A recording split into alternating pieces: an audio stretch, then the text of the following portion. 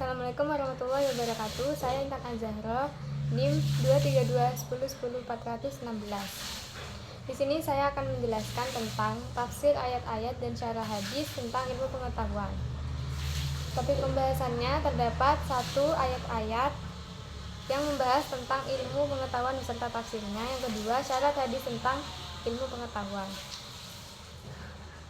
Terdapat dalam surat An-Nahl ayat 78, Az-Zumar ayat 9, An-Najm ayat 27-30, Al-Mujadilah ayat 11. Isi surat An-Nahl ayat 78. Isi suratnya adalah manusia dilahirkan dalam keadaan tidak tahu, tidak mampu berbuat, dan banyak membutuhkan bantuan orang lain, terutama dari orang lain. Allah Subhanahu wa Ta'ala memberi manusia dengan trepan hal, yaitu penglihatan, hati nurani, dan pendengaran, sebagaimana agar manusia bersyukur dan memanfaatkannya dengan efektif untuk meraih ilmu pengetahuan. Yang kedua, surat Az-Zumar ayat 9. Ada beberapa hikmah dari surat Az-Zumar, yaitu pelajaran ketaatan seseorang kepada Allah Subhanahu wa Ta'ala terlihat dari penampilannya, seperti kemampuannya dalam melakukan sujud dan ruku, yaitu sebagai berikut. Yang pertama, ketaatan kepada Allah Subhanahu wa Ta'ala terlihat dari penampilannya, seperti kemampuannya dalam sujud dan ruku. Namun di dalam pembahasan ini terdapat perasaan takut dan khawatir yang dibarengi dengan harapan. Yang ketiga, surat An-Najm ayat 27-30.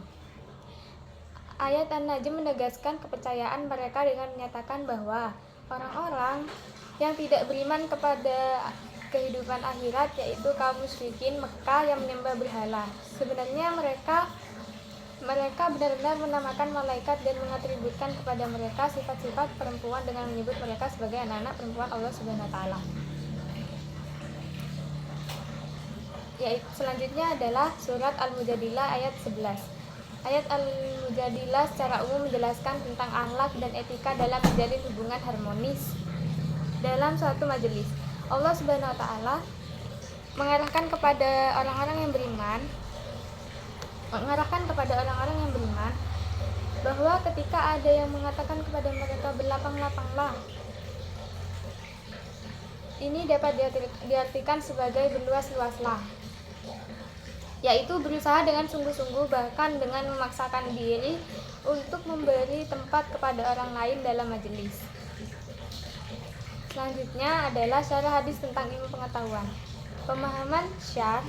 Kata syarah atau syar berasal dari bahasa Arab, yaitu syaraha yasrahu, syarhan yang artinya menerangkan, membukakan, melapangkan.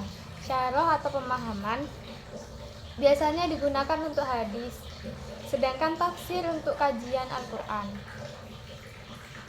Sekian penjelasan dari saya, kurang lebihnya mohon maaf bila ada kesalahan kata. Terima kasih. Wassalamualaikum warahmatullahi wabarakatuh.